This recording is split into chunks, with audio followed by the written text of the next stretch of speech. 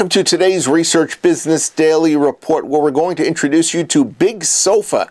It's an up-and-coming video research content group that is helping both clients and research agencies.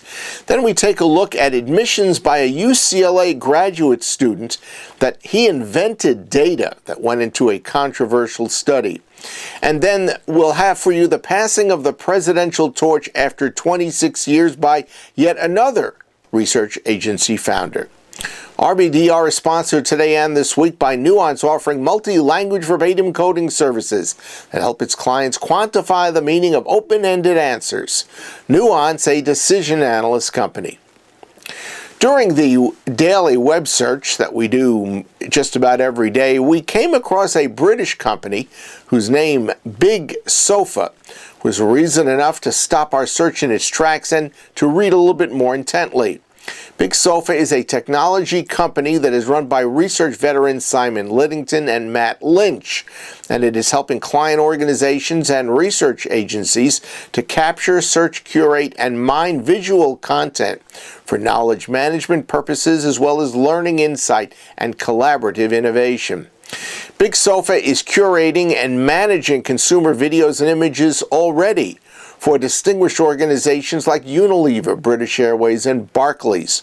And it is also well on its way with partnerships with research agencies where it is managing online and mobile video.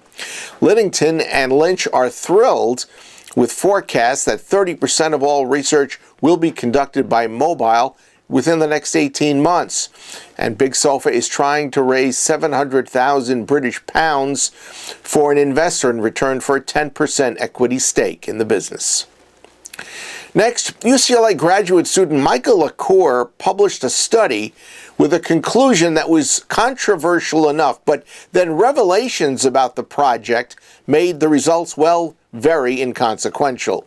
LaCour's research had concluded that a 20-minute conversation with a gay person could change the mind of California voters about their attitude towards same-sex marriage. That conclusion was so controversial that research professionals began questioning the work's authenticity. And without much prodding, LaCour confessed that he had lied about funding for the study, admitted misrepresenting survey incentives that he had used, and conceded that he had destroyed the study's raw data.